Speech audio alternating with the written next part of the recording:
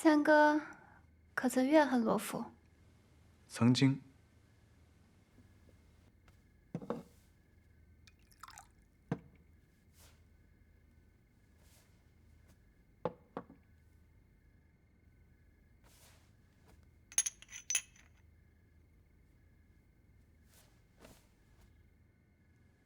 那现在呢？已不重要。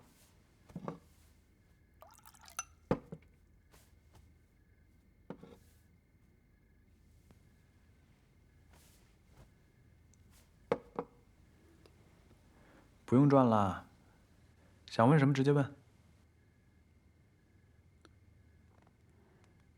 三哥，可有所珍视的？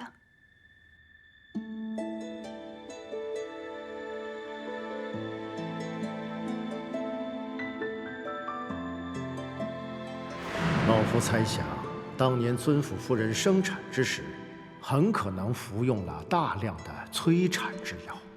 等找到顾大娘子之时，谁知她已经有了身孕。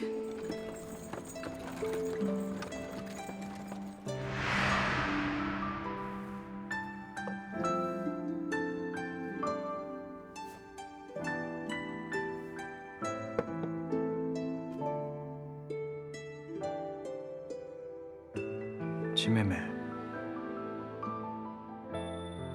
即使你不是罗府中人，也一样是我的七妹妹。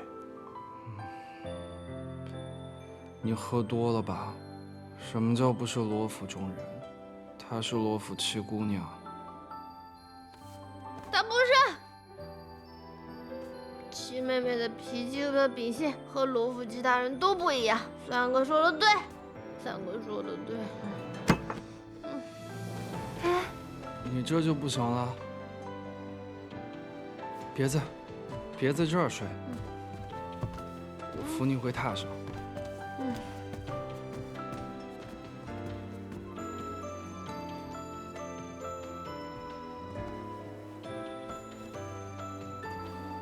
三哥，我知道，你甘冒其险，也要完成心中所愿。心若磐石，不可转移。不过，你能不能答应我一件事情？不可伤害自己，也不要伤害罗府的人。好，我答应你。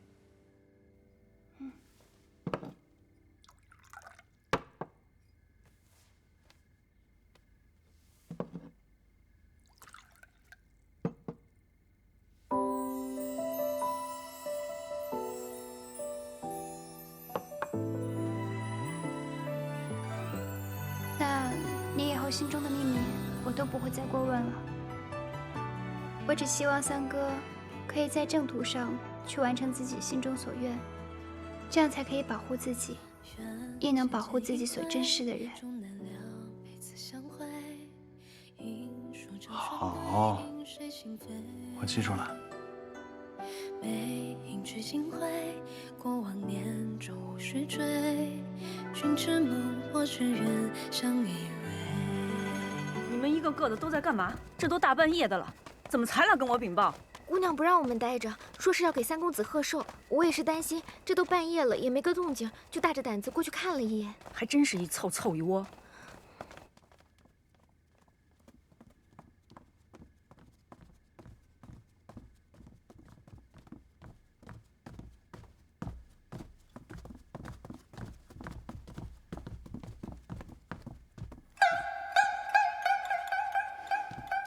你们两个去外面守着，别让人进来看见了。是。日香，去跟陈大娘子说，六姑娘和七姑娘闹得晚了，歇在一块儿了。是。你们两个把她叫起来。啊，好。六九爷，六九爷醒醒了啊！别动！六九爷，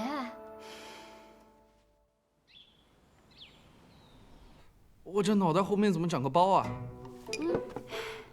你打的？不是我。三位少，我从不打人。也不是我。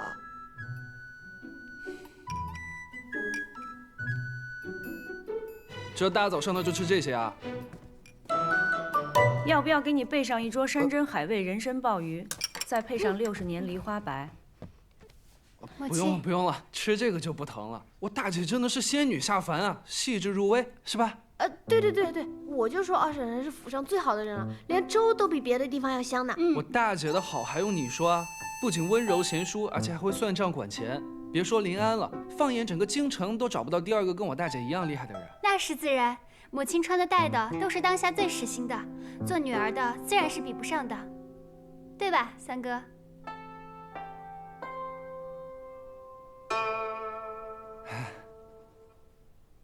字是极好的。你们也别哄我，这次是被我抓到把柄了，以后再不听话，看我怎么收拾你们。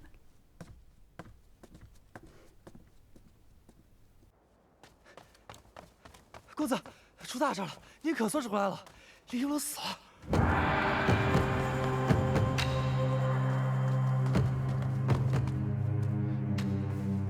请公子责罚。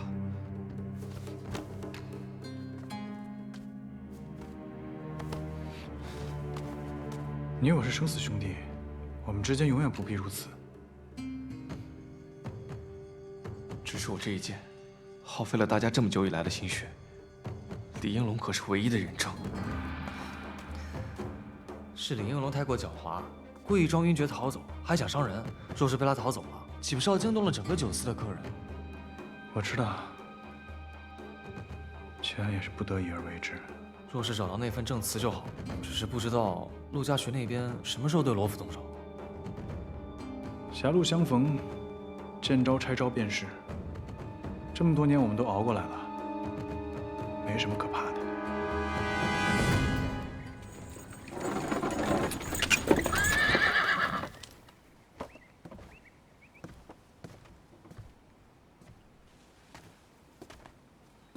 程郎兄，大驾光临。这边请。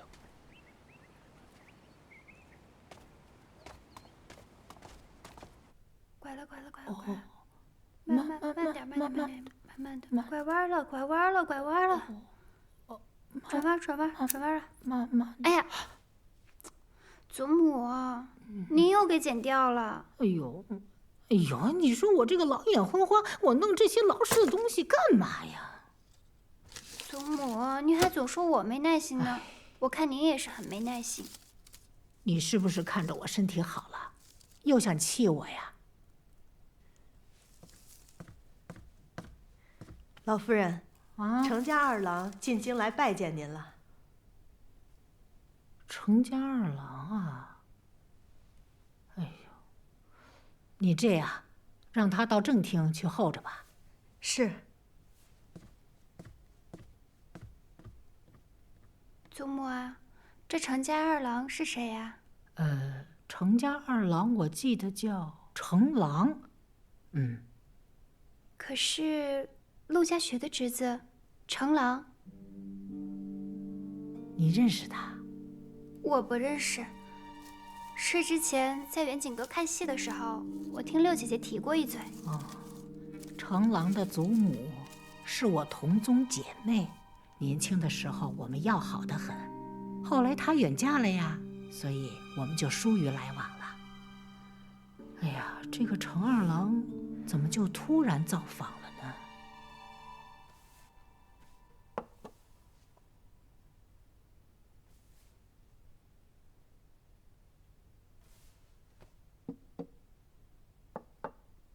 程公子啊，我与你祖母是同宗远亲，再怎么说大家都是一家人，随意些便是了。这是我的4个孙女，她们年纪都比你小，来，相互认识一下吧。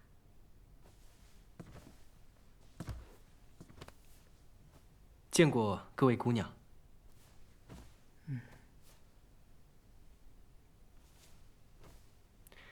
我祖母时常记挂老夫人，前些时候又听闻老夫人身体抱恙，更是焦急万分。但她年事已高，不宜舟车劳顿。此次虽是让我来罗府拜学，但更是前我来看望老夫人。真是的，让老姐姐担心了。我这身体啊，已经大好了，多亏我这个小孙女怡宁，她为我求医问药，还一个劲儿的天天逼着我喝那个药汤。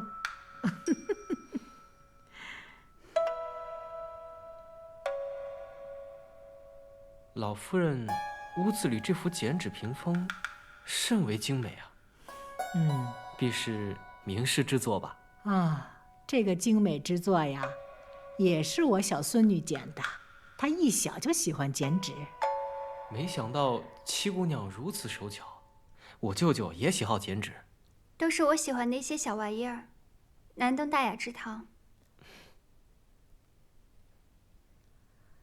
啊，我与大姑娘却是见过一面的。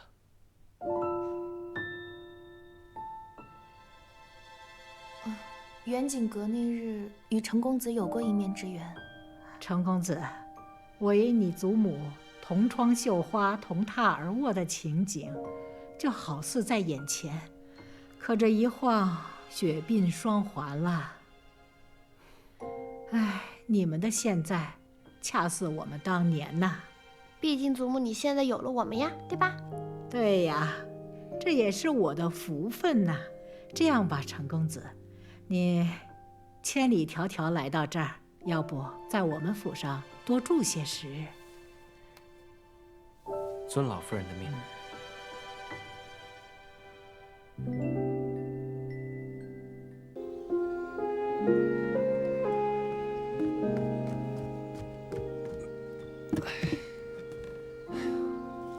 公子，那程郎是陆家学的外甥，他入府真的只是探望老夫人吗？没那么简单。玲珑招供，他们是冲着正慈来的。啊，公子，那你还有心思在这捡花啊？万一正慈被他们发现了怎么办？我们找了那么多年都没有找到，他刚一来就能找到。那万一人家比公子聪明呢？他要是聪明，那就让他探探路。莫非公子是想利用他，先诱老夫人有所动作？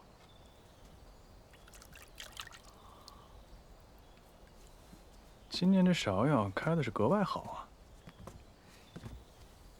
等会儿给七姑娘、老夫人，还有林大娘子，都拿几盆。知道了，公子。不过话说回来，以往给老夫人院里送花时，那几位老妈妈都爱答不理的，现如今都忙不迭的往里搬花，还夸赞几句公子的孝心，果然是京城所事，今时未开啊！老夫人对我改观，那是因为七姑娘。你以为是因为我送花啊？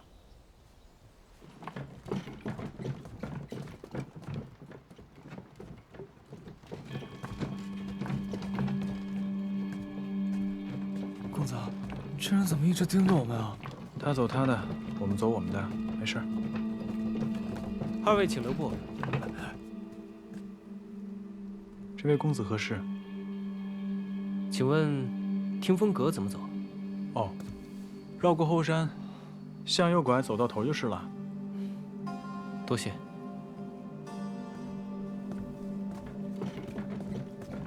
吓死我了！我还以为他发现了什么端倪呢。他是来找正慈的，不要自乱阵脚。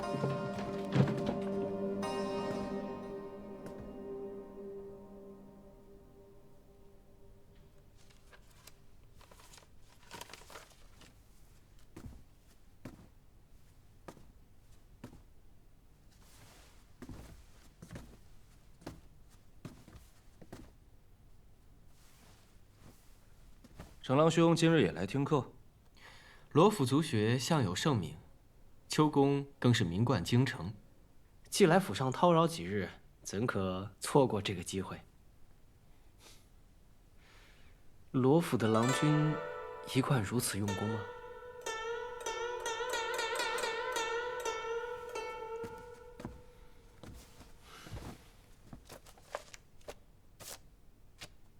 山远兄喜欢兵法，莫非程郎兄也有此好？从军为国，最显男儿血性。唉，可惜啊，我母亲不许我习武，只求我能中举。是不是罗老太爷留下什么遗愿？当年罗老太爷的文采可是人人称道，可能也希望罗府子孙皆能在文采上出众。祖父去世时，身边只有祖母，我从未听祖母提起过祖父有什么遗愿，怕只是我母亲的一厢情愿吧。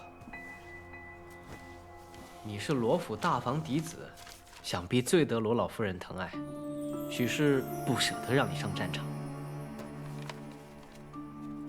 在祖母心中，我们所有兄弟姐妹加在一起，也比不过一个罗一宁。七姑娘，这七姑娘有何过人之处？能有什么过人之处？只不过是善于撒娇卖乖，讨好祖母罢了。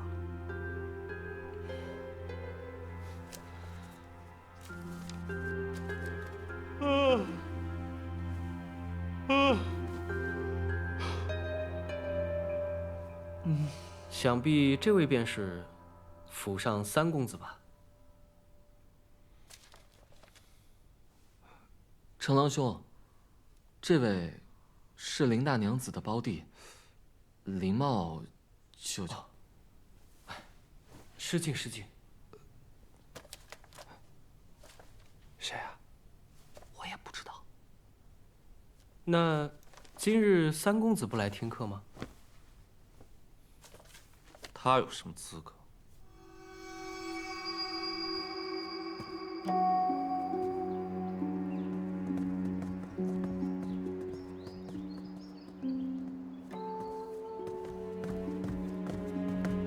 七姑娘，陈公子，这是要去哪儿啊？我准备去给祖母请安。程某正要去给老夫人请安，不如同行。请。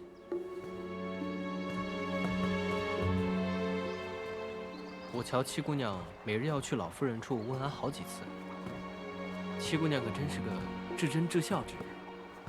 我年幼的时候丧母，自小是祖母带大的，到时候自然与祖母关系更亲厚一些。七姑娘小心台阶。陈公子，多谢。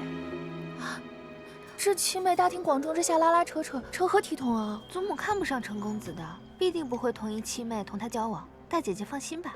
祖母不让母亲再提起陈公子，当真是看不上他吗？大姐姐是觉得祖母打消你的念头是为了七妹？不会吧？累了，我们回去吧。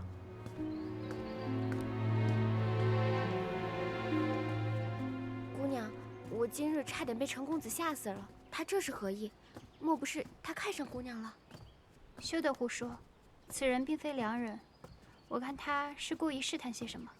要试探什么？姑娘回来了，这是方才三公子送来的。放在这儿吧，回头我插花。你们先下去吧。是。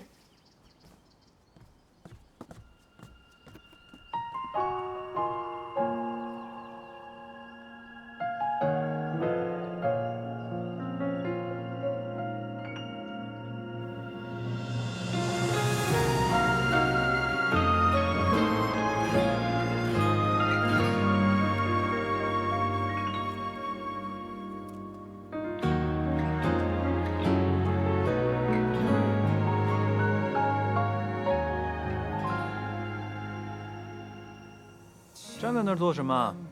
怎么不过来呢？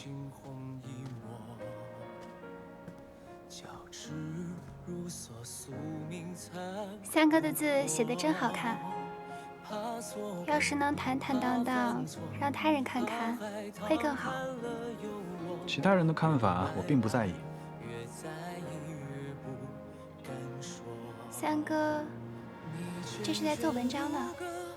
我来的不巧，饶你破题了。没想到七妹妹还看得懂这些。之前在别院的时候，祖母请过一位女先生，也教我读书识字。当时我好奇，就问过一些。三哥，可曾想过求取功名？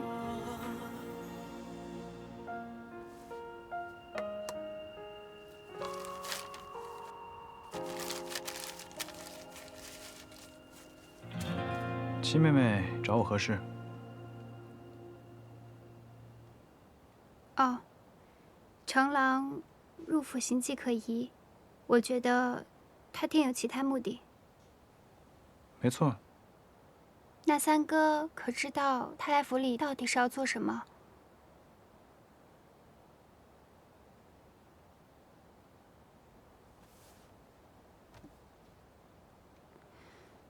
那三哥能不能告诉我，他会伤害祖母还有府里其他人吗？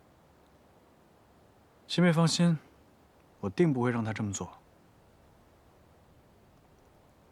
有三哥这句话，我便放心了。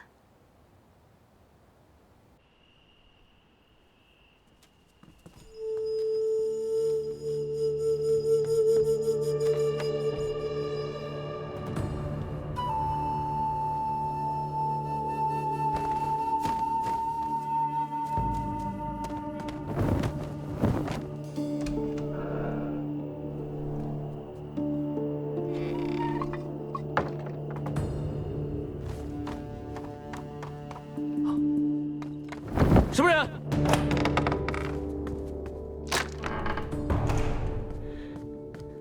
老夫人，府内有黑衣人出没。黑衣人？白管家说是在客房附近发现的踪影，因为程公子是客，他也不便进屋搜查。二爷他知道吗？白管家是先来木樨堂通报的。我担心的事终于发生了。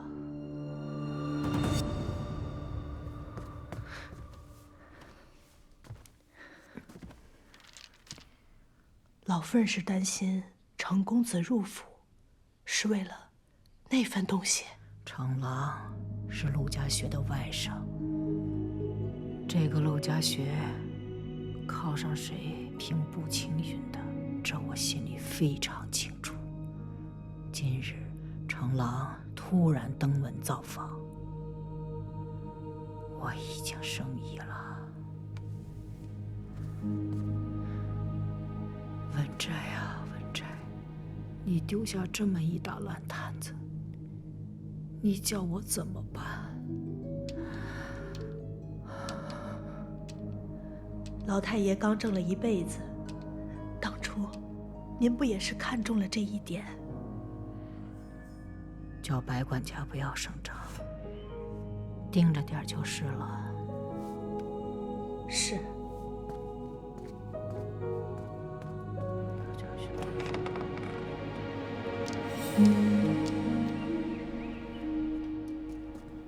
据我小娘说，这程公子可是现在京城内炙手可热的金龟婿，他一来京城，便被好多人家都盯上了。而且据说陆侯十分看重他这位外甥，好多人都想借着他攀上陆侯爷呢。这论家世，论才学，刘公子确实是比不上程公子。女子婚姻之事，向来都是由家中长辈做主。即使我不愿意，那又能怎么办呢？我就是替大姐姐觉得可惜嘛。而且，我总觉得你们俩是情投意合的。妹妹甚也。妹妹为何会这么觉得？你想啊，这安北侯府想要找什么样的先生找不着啊？为什么非得来罗府求学？就算祖母跟他家老夫人是手帕交，但是有这么多年都没有见了，却突然派一个孙辈来访，有些牵强。我总觉得什么？难不成他是因为和大姐姐的前缘来的？妹妹胡说些什么呢？程公子来了，我先走了。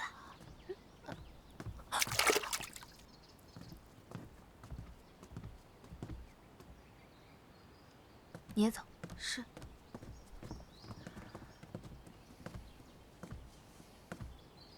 看得如此入神呢。大姑娘也太糊涂了，这五姑娘怎么就走了？留孤男寡女在一处，若是被人瞧见了，这陈公子还真是为了目的不择手段。这花蕾中，莫非住了个花神？只可惜被你吓了一跳，花掉进荷塘里，花神怕是不会理我了。那可真是我的罪过，如何是好呢？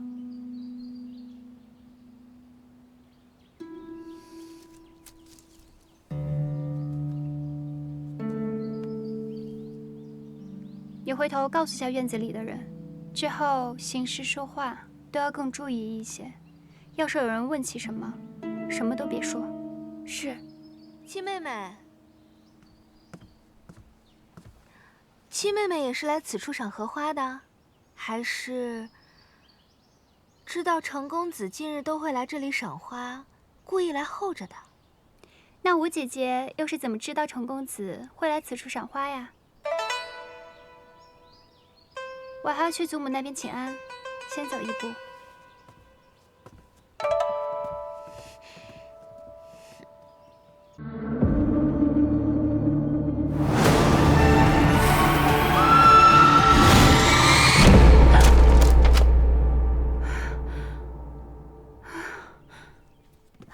姑娘可是又做噩梦了。您之前在别院落水后，就时常做噩梦，后来青去帮您调理了之后，便好了许多。怎么近来又开始做噩梦了？我没事，等青去回来，给我熬几副安神的汤药，我喝了就会好的。七妹妹，七妹妹，我之前藏在你那儿的宝贝盒子呢？看给你急的，我藏在书房里了。哦，雪芝，快去拿过来。哎呀，我跟你说，我娘今天被刘家大娘子叫去看戏，千载难逢的好酒，我可得好好吃一顿。姑娘，你不能吃太多了，不然明日大娘子又要给你量身行了。没事，现在我有后路了。哎，我刚看到荷叶还不错，一会儿让他们摘几片荷叶，晚上我们做荷叶糯米鸡。七妹妹，走，一起去摘。我还要看账本呢。看什么账本？俗话说民以食为天。走，哎。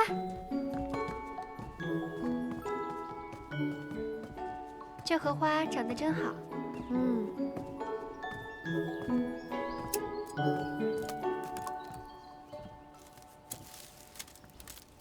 姑娘，姑娘，起来吧。你们是哪房的丫头啊？摘这么多荷花干嘛？六姑娘，我们是被大娘子拨去伺候成儿公子的。大娘子说寻常的花俗气，便让我们摘些荷花放在成儿公子的房间里。哦，行，那送去吧。等等，这程公子的书房摘这么多荷花做什么？他书房里又没有池子，也放不下呀。还有一些是大姑娘要的。啊？大姐姐什么时候喜欢荷花了？奴婢也不知道。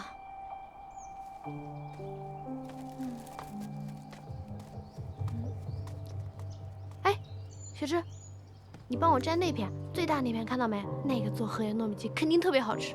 是。怎么啦？脸色不太好，是不是不太舒服啊？是觉得有些不太舒服，我想先回去了。哎呦，看你弱的跟个小猫似的。行了，雪芝，你先带它回去吧，那个荷叶我自己摘就行了。啊，那我就先回去啦。去吧。雪芝，我也想要荷花苞，不过不要你亲自去摘。我刚才瞧着那些丫鬟摘的就挺好的，一会儿等大姐姐不在院子里，你管她们要一朵过来。姑娘，这满池的荷花苞，真哪一朵不是一样？干嘛非要人家已经选好的？我觉得大姐要那么多荷花苞，另有目的。你先去，回来就知道了。是。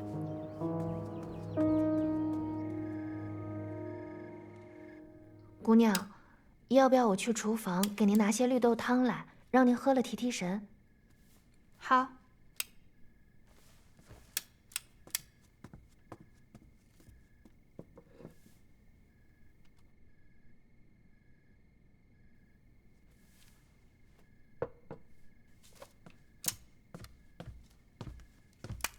姑娘，这是奴婢悄悄从大姑娘那里要来的荷花苞。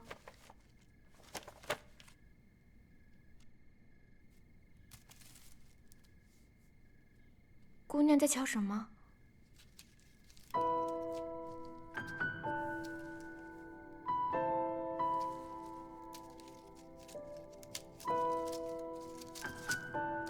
姑娘，这荷花苞好好的，你掰它做什么？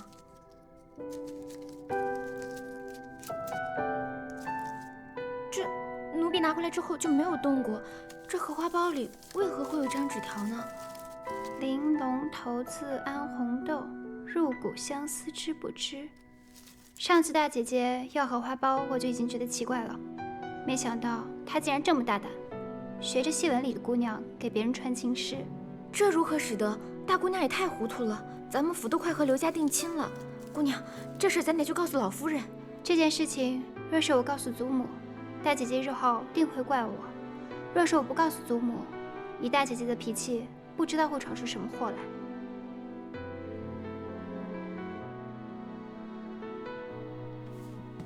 这件事情只有你我知道，不能让别人知道。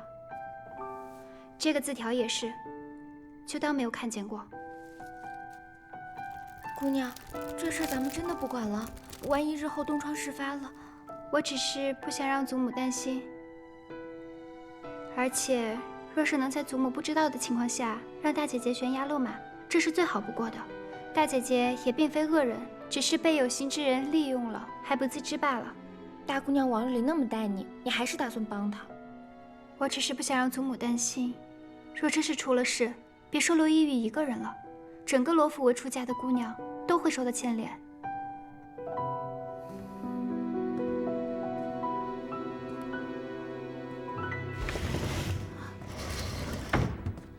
怎么样了，小姐？这是陈二公子的回信。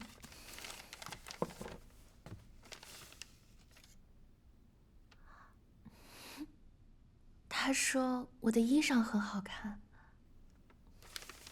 快去给我拿笔来。小姐，咱们还是别写了吧，这要是被大娘子知道了，奴婢被打死都是轻的。再说陈二公子也不是真的想和您在一起，您毕竟是和刘公子定亲了的。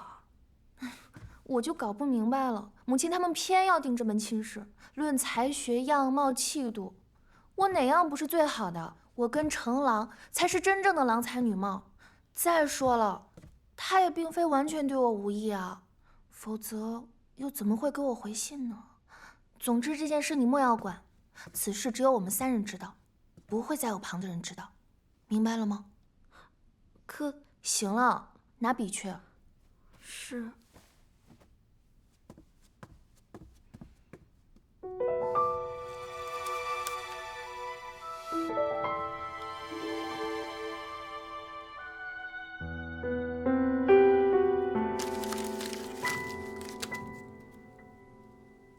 公子，罗一玉竟敢如此与你私下通信，看来他是真对你动了心了。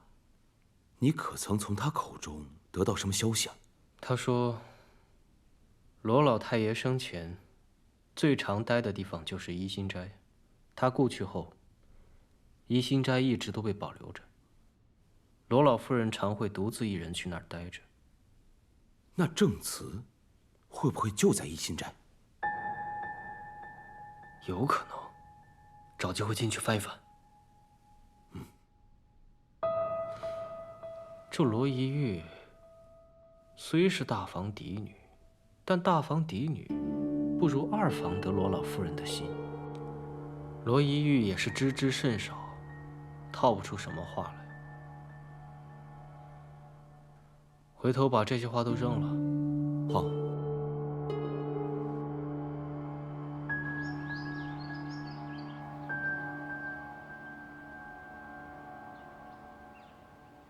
程郎到底什么时候出来啊？大姐姐，这是在看什么呢？七妹妹来这儿做什么？七妹妹又是来这儿看什么的？我们姐妹几个里面，论女工，还是姐姐做得好。瞧这荷花，绣得栩栩如生。若是再绣一首诗在旁边，不若就绣“玲珑骰子安红豆，入骨相思知不知”这2句。大姐姐是不喜欢啊，我倒是挺喜欢的，念起来觉得舒服。只不过相思入骨又如何？今日是被我捡了去，若明日被别人瞧见，可怎么办？你怎么知道的？我是为了大姐姐好。你是不是也轻信成了，所以才故意盯着我的？我与她素无交集，话都没有说过几句。大姐姐慎言。大姐姐真心觉得成郎是可以托付的人。你这话什么意思？这是程公子今日命下面2个人扔出去的，还好我留意着捡了回来。若是被旁人看了去，可怎么办？大伯母、祖母，还有各位姐妹，都该怎么办啊？大姐姐，孔怀兄弟同气连枝，一荣俱荣，一损俱损的道理，别人怕是不明白，可是聪慧如你，怎么会不明白呢？我是糊涂了，妹妹只要不说出去就成。放心吧，这件事情我是不会说出去的。只要你以后不要再犯糊涂就好。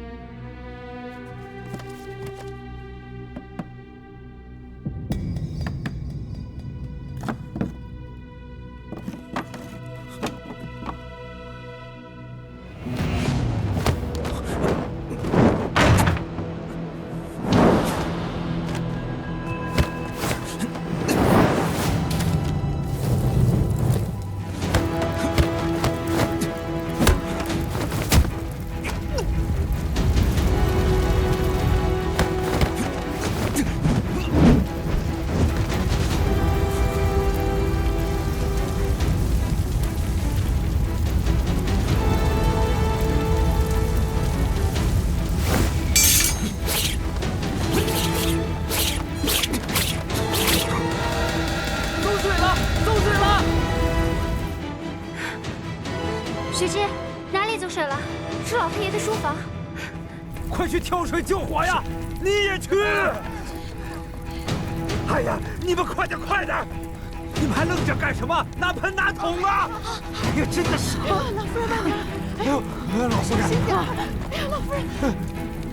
白管家，怎么成这样了？怎么走水了呢？啊！我也不。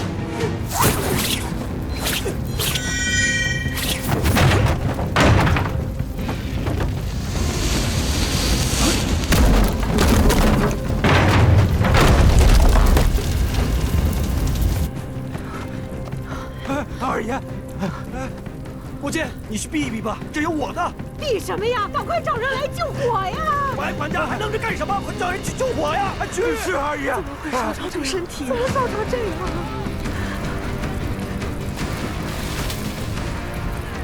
谁把他烧成这样了？父亲，你们先去海棠院避一避吧。这火这么大，得等火灭了之后，才能进去看看里面的东西。避什么呀？我得看着这火灭了，到你祖父的房子里去看看。你祖父的东西可都在里面呢。您别着急了，母亲，祖母，您别着急，祖母。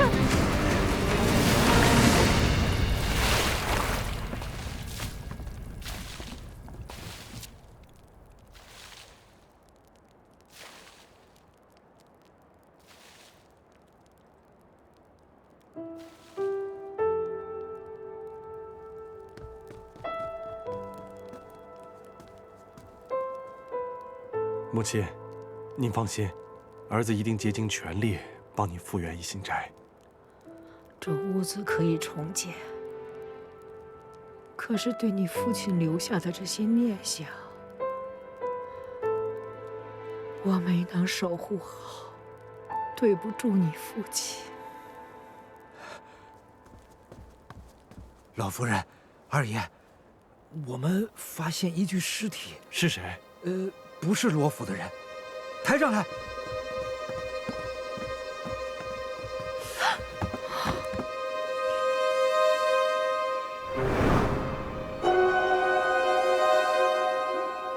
快去报官！是。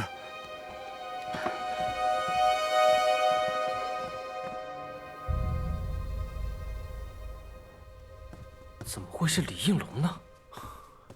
他想抢夺证词，威胁侯爷。那证词呢？被他抢走了。当时整根梁柱砸中他。如果我要过去的话，恐怕现在就有2具尸体了。不过我认得他的扳指，而且他的身上，我也辨认得出。公子，证词被烧，也许是件好事。怎么打得这么巧？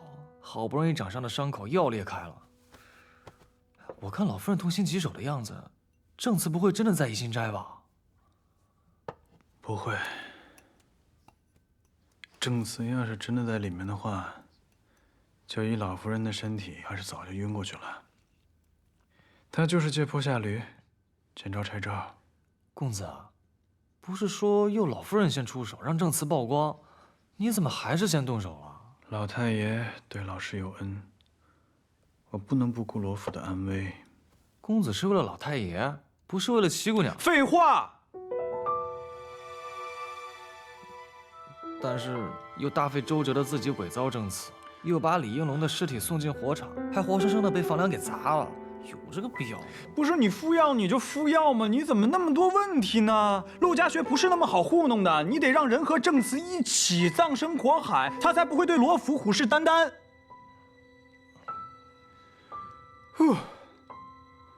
敷药。给母亲请安。免礼。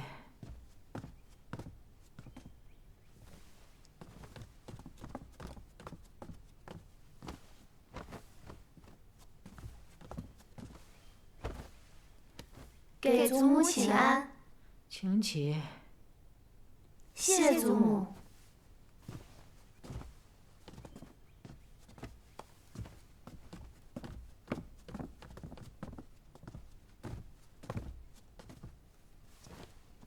这个程家二郎一大早就来与我说，他要启程回府。那我在琢磨着，就在咱们园子里办一场送行宴吧。母亲放心，儿媳一定办好。这程家二公子这便要走了？这程公子他也就是带着他祖母来看望我这个老婆子，说府里事务繁多，有些事情是耽搁不得的。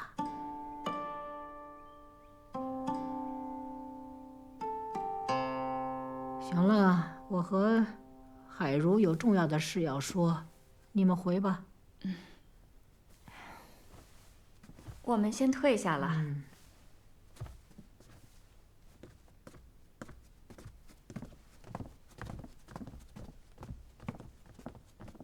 海如，那一具烧焦的尸首，衙门有没有说法了？查不出是何人，但我们罗家素来不与人结怨，衙门推断应该是入室盗窃的小贼。你相信吗？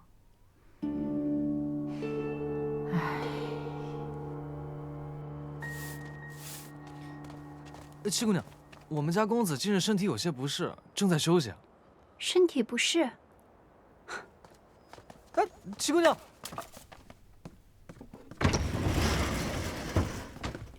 起来！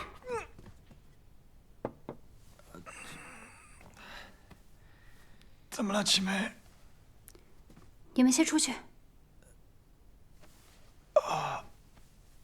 没事，出去。是。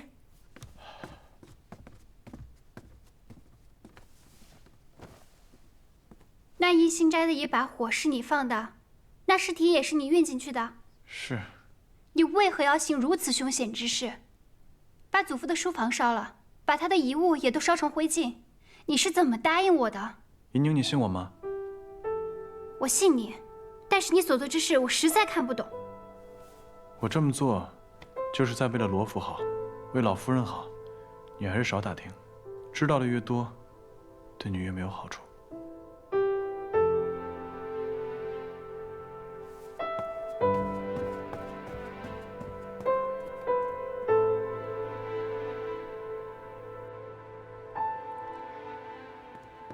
姑娘，看看谁来了。姑娘，青渠，你可回来了？这一路上可还好？一路上还算顺利，我结识了曹帮2个张家兄弟，帮了我不少忙。曹帮？我也是半路才遇到他们的。当时哥哥受伤了，我救了他，他们为了感谢我，就一路上护送我回来。姑娘放心，此2人很可靠。你素来谨慎，我自是信你的。那个孟大夫在哪儿？已经在客栈落脚了，张家兄弟替我看着他呢。好，我去找他。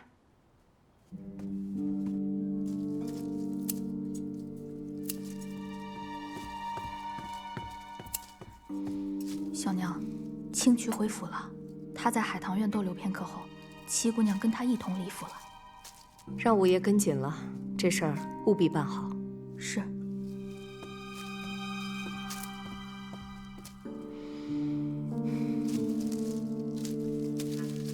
好看。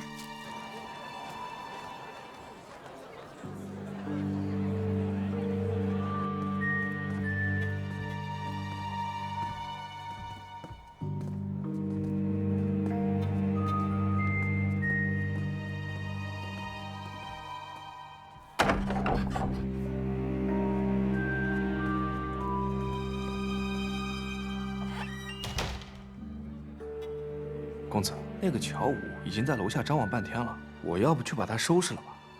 给七姑娘稍微提个醒就行了，不要太露痕迹。其他的事情，有张家兄弟在。是。以上所言，皆是事实。老夫所作，有违医者仁心，这些年来，也是常常自责。那孟大夫，你是否愿意出面作证？那是自然，要不然我也不会跟着青渠姑娘进京了。孟大夫，那就麻烦您了。哎呀，哪里哪里。二位慢走，得空您再来。哎，客官，里边请，里边有雅座。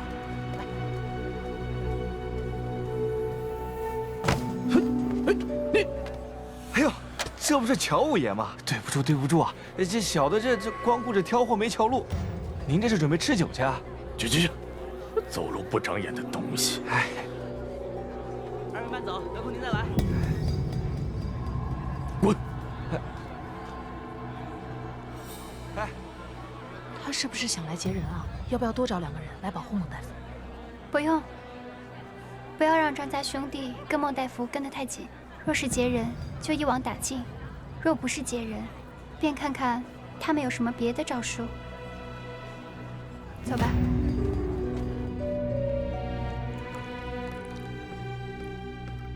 小娘，五爷递消息来，事已办妥。那就好。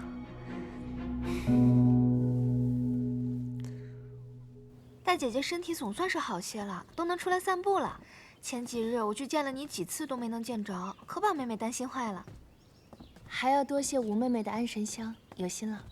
对姐姐有用就行。大姐姐可是为了程公子病的。吴妹妹，我就是偶感风寒，此事以后别再提了。其实大姐姐你也不用灰心丧气，兴许还有机会呢。程公子马上就要走了。此事以后别再提了吧。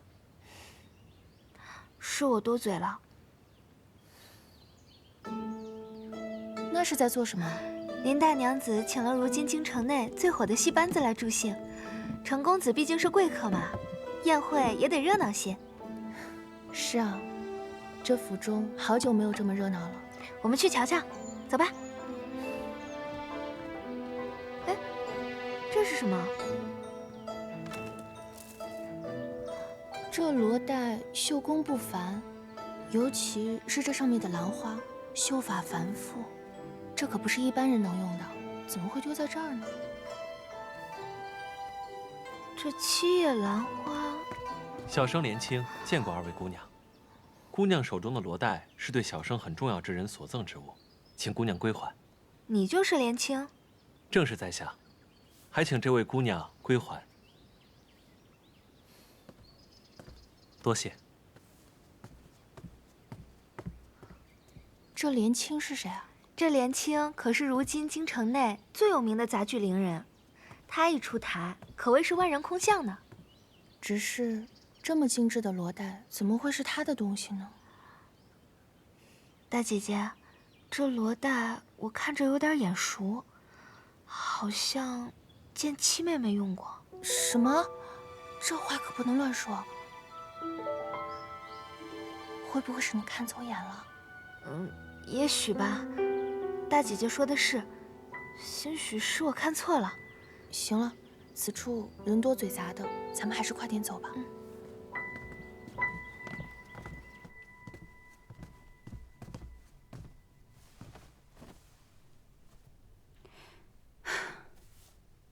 姑娘，你这几日怎么又憔悴了？可是哪里不舒服？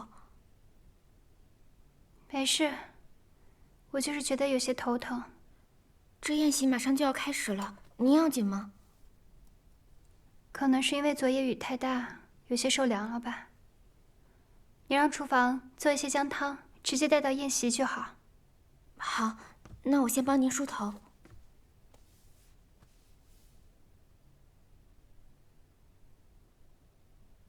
松枝，你瞧什么呢？回姑娘的话，奴婢只是觉得奇怪，近几日三公子怎么没来院子里送花了？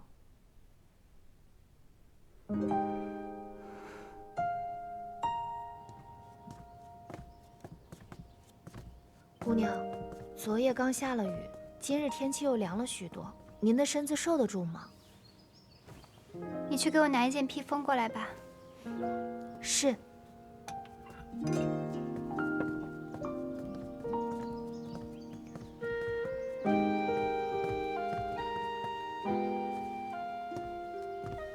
见过三哥。秦妹妹，今日天凉，还是要多穿一些。倒是三哥，整日日理万机的，还是多注意自己的身子吧。对了，我的事情你还是别管了，有些恩怨与你无关。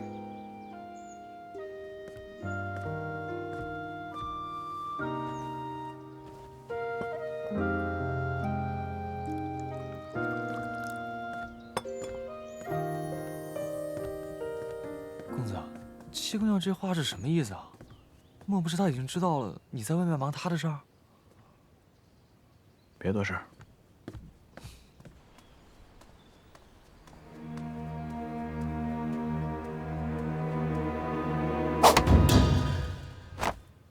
这个班子最近在京城红得很，好不容易才请过来。哦，原来如此。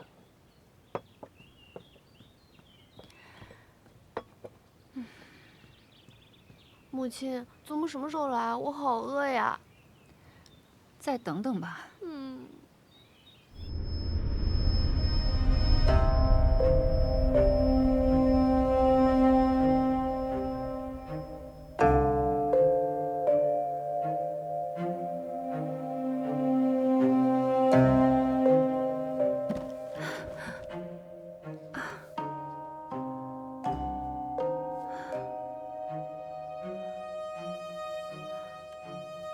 醒了？你是谁？我是谁？七姑娘竟然还不知道？这定情信物都送我了，你说我想干嘛呀？我当然是要……哎，七姑娘，你要去哪儿啊？七姑娘，七姑娘，七姑娘，嘿，你要去哪儿啊？七姑娘，七姑娘。哎，七姑娘，七姑七姑娘。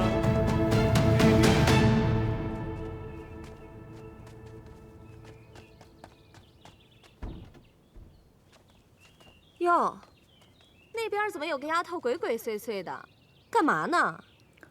好像是怡宁房里的小丫头。瑞香，把她叫过来问问，看看怎么回事儿。是。你过来。哎，你跑什么呀？走。快说，你在那干嘛？七姑娘让我在偏院门口守着，若有人来了，立马去告诉她。你这话是什么意思？你家姑娘现在在何处？就在里面。就七姑娘一个人在里边？还有一男子。我快想死你了！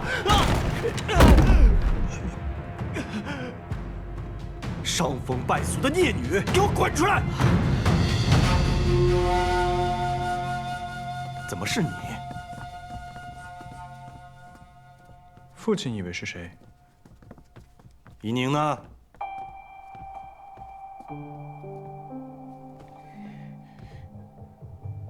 父亲，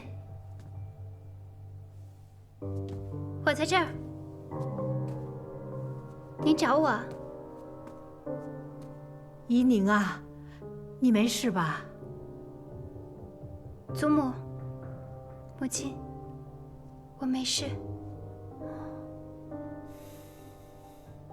就是这个人把我敲晕，还将我胁迫至此，还好三哥及时赶到，才救了我。七姑娘，你胡说什么呢？不是你约我在此相见的吗？这不是你让小丫头带来约我见面的信吗？的确是七姑娘让我把信交给此人的。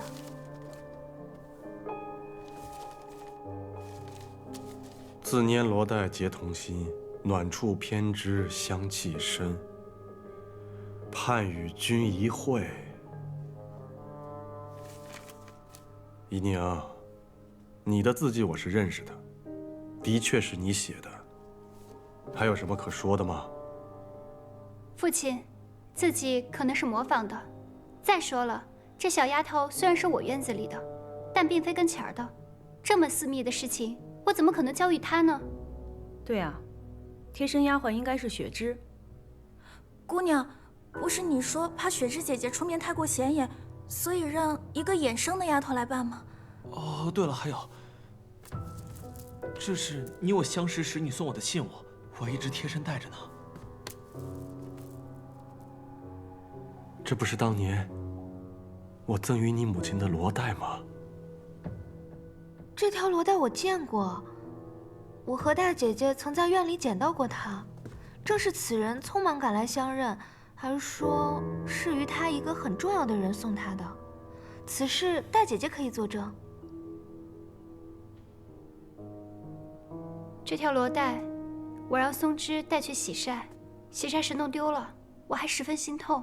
毕竟这是母亲的遗物。住口！不知廉耻！我看你分明就是在狡辩。白管家，在，把七姑娘和这个伶人分别给我关起来。行了，让怡宁把话说完。谢祖母。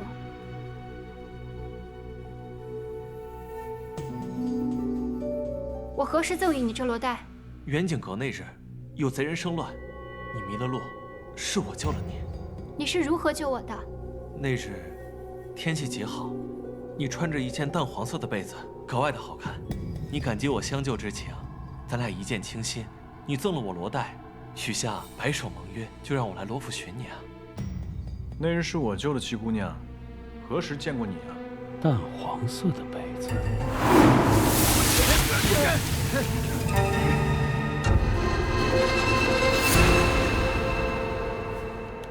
三公子就不必再替我们遮掩了。那是第二天早上我们遇见了你，七姑娘说你是她三哥，凡事呢都要替她遮掩。但如今我与七姑娘之情，就不必再隐藏了吧。七姑娘，你要相信我，我定不会负你的。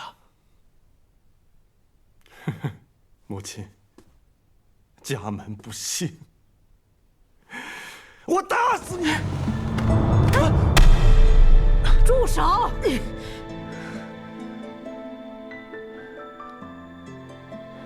能动动脑子吗？此事疑点甚多，还没问清楚呢，你就动手。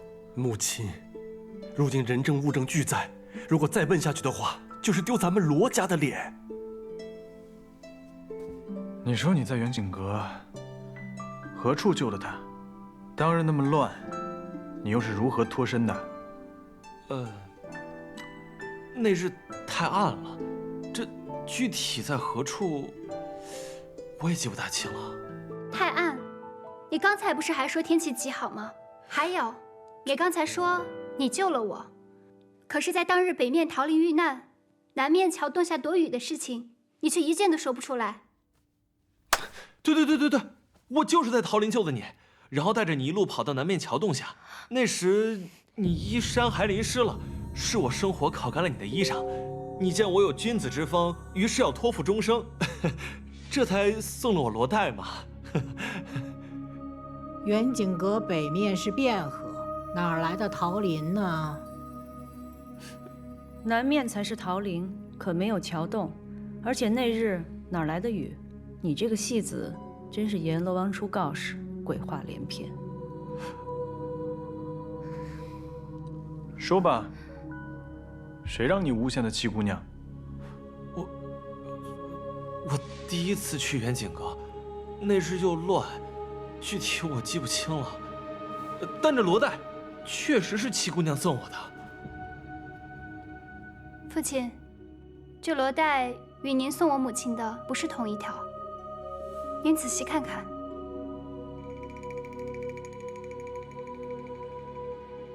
当年我定制了2条，为的是妻妾之别。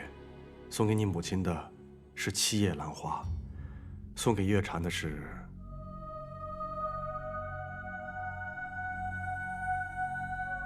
6叶兰花。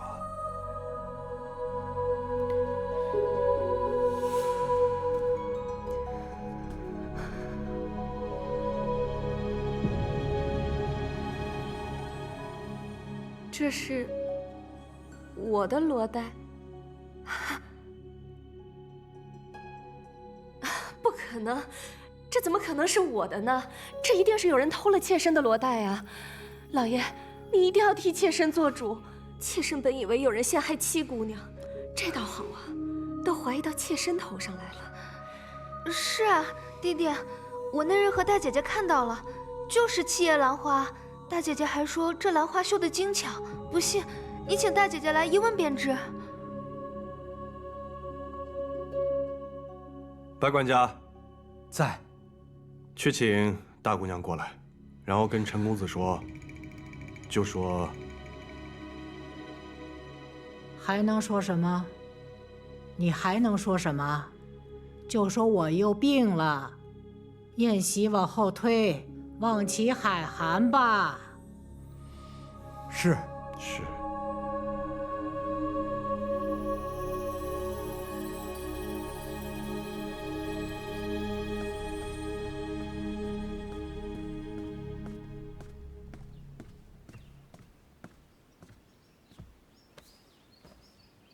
大内侍，老夫人病了，宴席往后推一推。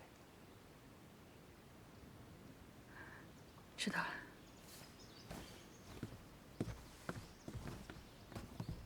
程公子，老夫人突然病倒了，这宴席恐怕要改日了，真是对不住。老夫人病得可要紧，我去看看吧。不劳烦程公子了，现在老夫人的院子里全是人，我也得赶快去伺候着。既是如此，那我也不便多叨扰。今日我就离府，烦请陈大娘子替我转达。多谢程公子。秀儿，你跟山哥快回院子去吧。啊，我也想去。哦，坐吧。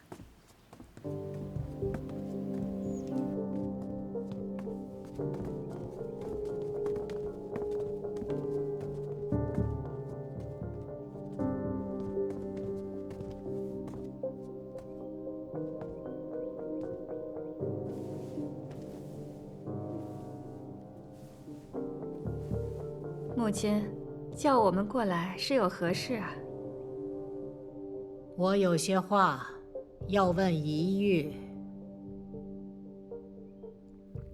大姐姐，你可还记得前几日我们在院里散步的时候，曾捡到过一条罗带，随后便还给了那莲青？记得，当时我们还讨论过上面绣的兰花，大姐姐应记得，是一朵7叶兰花。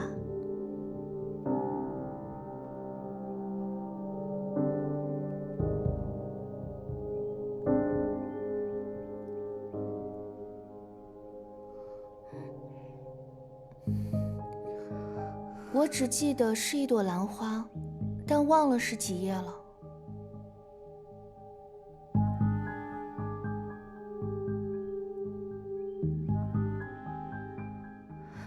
官人，妾身真的是冤枉的，我真的不认识这伶人。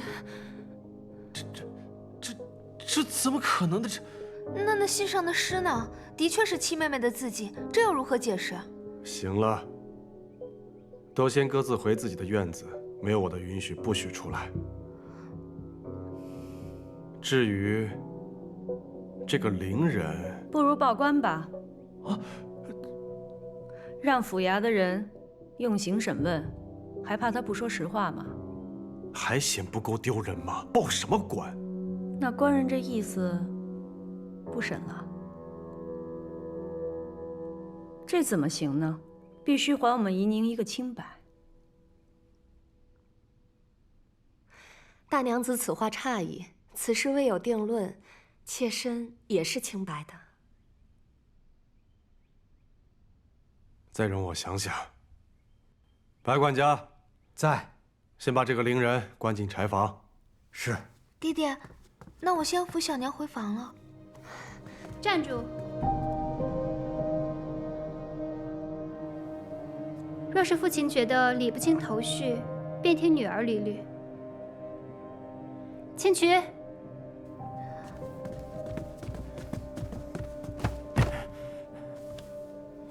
父亲，这位就是陈四，乔五爷的手下，也是之前在木樨堂服侍过的吕妈妈的儿子。那天在远景阁，就是他持刀追我的。是乔五爷吩咐我，听小娘的差遣，去抓七姑娘的。还有我娘的事儿，也是小娘给了我娘1包银子，让我娘去套话的。其他我什么都没有干，求二爷饶我一命。你别血口喷人哈！你还有什么证据吗？我这儿有乔五爷吩咐我替小娘办事的手信，只要把乔五爷往日的信件拿出来比对一下字迹就行。字迹亦能伪造，谁知道是不是你买通了人，特意陷害我小娘的？吴姐姐这时候知道自己是可以伪造的了。二爷，事已至此，必须查个水落石出，不能再息事宁人了。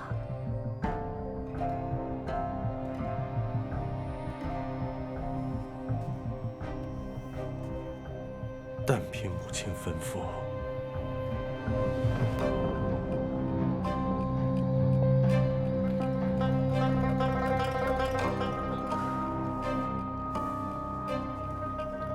开禁堂。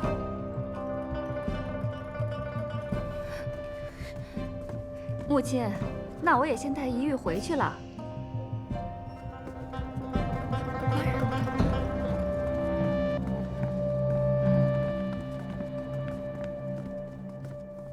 三哥，多谢。七姑娘，七姑娘，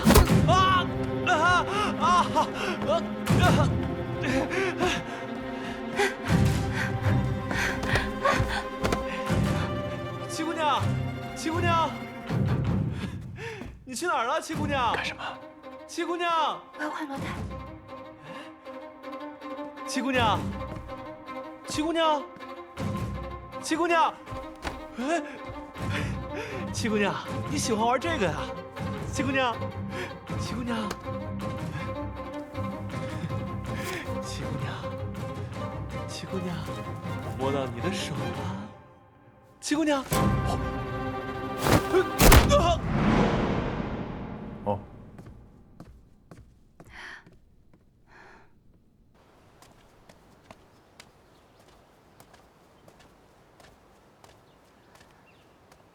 母亲，女儿不是有意要……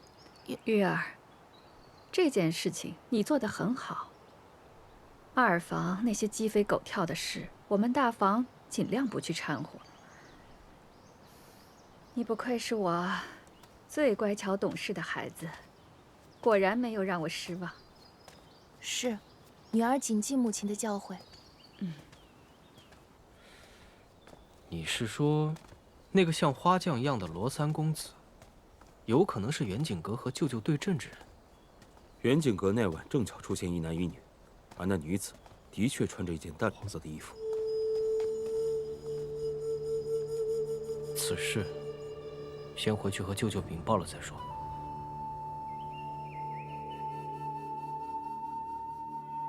乔月禅，这么多年来，我念你为我们罗家育有一儿一女，所以我就缺少对你的管束了。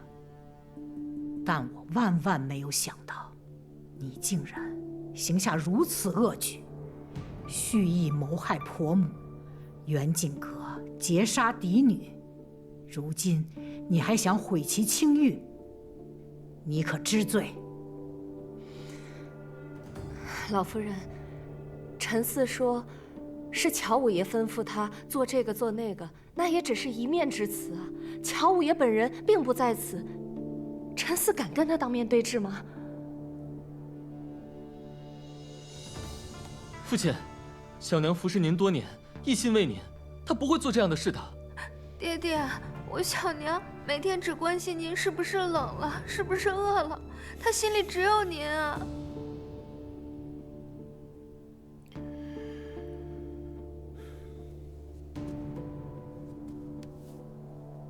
母亲，月禅所言也有道理，不如我们找到乔武，让他们当面对质一番。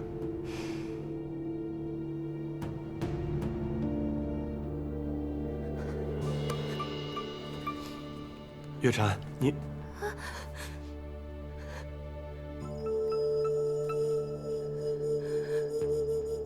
白管家，在，去请大夫过来。是。父亲，不用着急，这大夫马上就来了。大夫来了。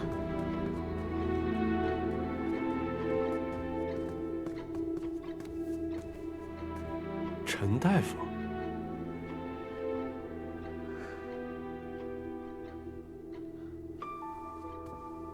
老朽孟和堂见过老夫人，见过罗二爷。没想到10多年不见，二爷还记得老朽。你不是陈大夫吗？怎么姓孟了呢？此事说来惭愧，老朽姓孟，扬州人士，只因乔小娘不愿让旁人知道她和老朽是旧相识，故谎称姓陈。老爷息怒，妾身确实去到扬州找他瞧过病，也只是相信他的医术，又很担心专程从扬州请个大夫进京会遭人诟病，这才请他议名。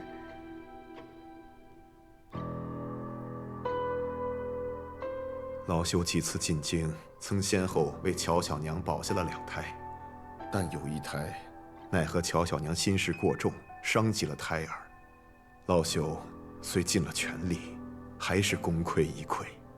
乔小娘为了不让老朽说出此事，亲自买了宅子，赠予老朽。老朽一时迷了心窍，便照他吩咐所说，滑胎是七姑娘所做，老朽对不住七姑娘。乔月禅呐，乔月禅，你自己保不住你的孩子，居然嫁祸于人，嫁祸于一个小姑娘，居心何其毒也！可怜的怡宁，因为此事被赶去了别院，一去就去了10多年，这些都是拜你所赐。你这是诬陷，你就是诬陷！你说我送你宅子，你有何证据？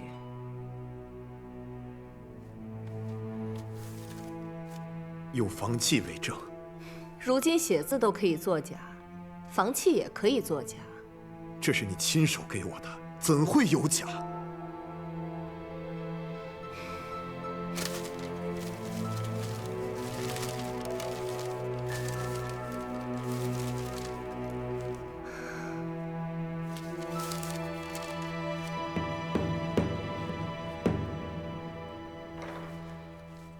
房契上写的是庚子年的4月初5，那日莲儿生了场大病，我去寺庙如素祈福，官人担心我腹中的孩子，亲自陪我去的寺庙。我记起来了，那天是立夏，正好是4月初5。你还说过，若孩子出生可取夏字为名。幸好你记得，否则我还真成了有罪之人。只可惜啊，这作假之人还让我分身去取了房契，亲手送给了孟和堂。这些话是七姑娘让我说的，那宅子也是她送给我的，让我编排当年的旧事，来陷害乔小娘。七姑娘真是有手段，你这是要把我置于死地呀！枉我当初对你视如己出，比对莲儿都好，你为什么要陷害我？孟大夫，一个人不管做错了什么事情，都不应该祸及家人。你还准备这么错下去吗？七姑娘，你不但找了人，你还要找他的家人去威胁他吗？收买、威胁、利用，这不就是你乔小娘最惯用的手段吗？请取。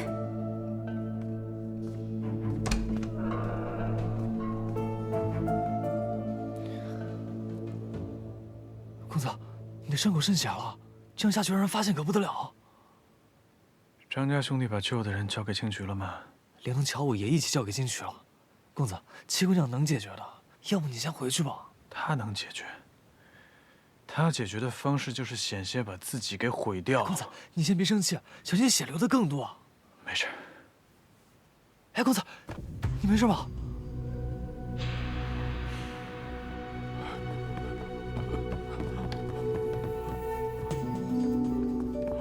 姐，你别怪我，这件事情瞒不住了，我全都招了。二爷，老夫人，我知道错了，饶了我吧，饶了我吧，我错了。老夫人，此人是乔五爷，受了乔小娘的指使抓了孟大夫，后来孟大夫被我接走了，他便抓了孟大夫在老家的妻女。孟大夫回京以后，他伺机接近威胁，让孟大夫反过来诬陷我家七姑娘。我这里有乔五爷的罪状，还有乔小娘指使乔五爷做事的亲笔信。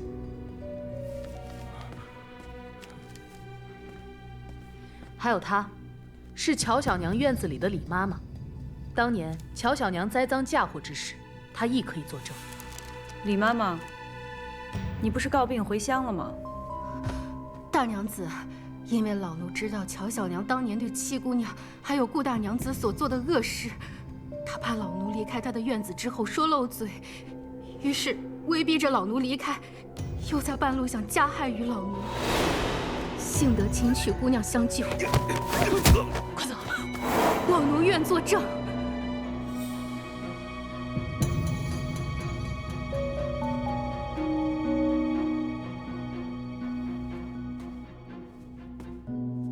孟大夫，事已至此，你还不想说实话吗？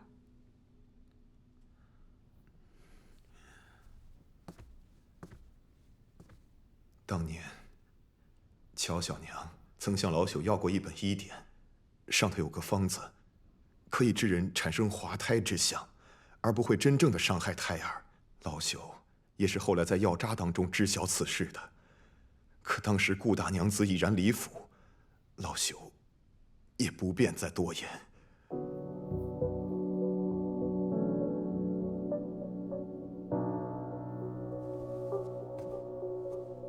米兰害你之事，都是你自己所为。老兄说乔小娘这一胎本已保不住，他就用这个来陷害七姑娘，也是真的。还有这些房契，都是乔小娘亲手做的假。乔武抓走了我的妻女，威胁我要用这些假房契来陷害七姑娘，我实在是没有办法呀。公子，这下你可以放心了吧？你为七姑娘的事儿鞍前马后的，真的已经尽心尽力了。哎，公子，公子，咱们先回去。哎，走。来。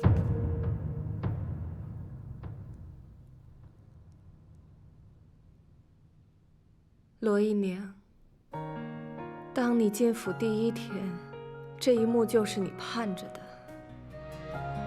你如愿以偿了。乔小娘，这句话应该是我问你吧？自打我回府以来，你就一直算计，却没想到搬起石头砸了自己的脚。我哪算得过你？仗着罗家嫡女的身份，作威作福，那也比不上小娘心思歹毒。先是害了我母亲，如今又想害我。今天的这一切，都是因为你咎由自取。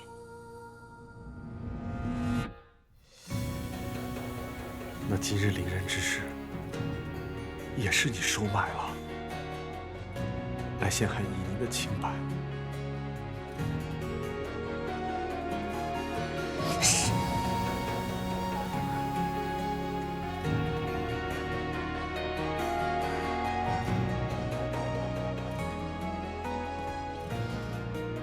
月禅，自从你我初相识起，你便善解人意，知书达理，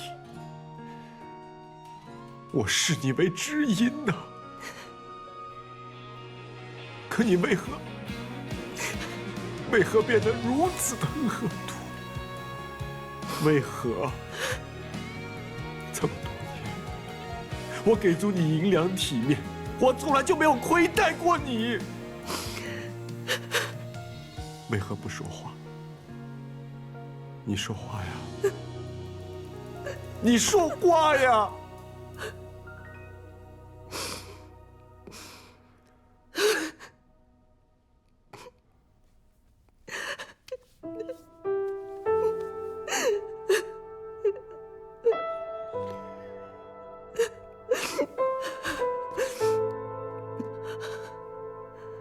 我现在还说什么？我在你面前还能说什么？啊！当年你许我的大娘子啊，你娶了顾明兰，我都不知道我哪一点比不上她。是不是只因为我是一个庶女？你告诉我，我到现在都没有弄明白。与我在一起，你就是为了大娘子的名分吗？我一日做了妾，我就是想赶走顾明兰。可之后你又娶了林汉如，她又是一个富家之女，我又怎么比得过？我该，我是有错，可是我千错万错。我为你生下了一儿一女，我心里念的想的都是你。我的一辈子都给了这两个孩子，我没有什么想法。我希望我的两个孩子能够为罗家光宗耀祖，你明白吗？我一生都很好强，我是错，我是输，我的孩子不能输。罗成章，我们的孩子不能输啊！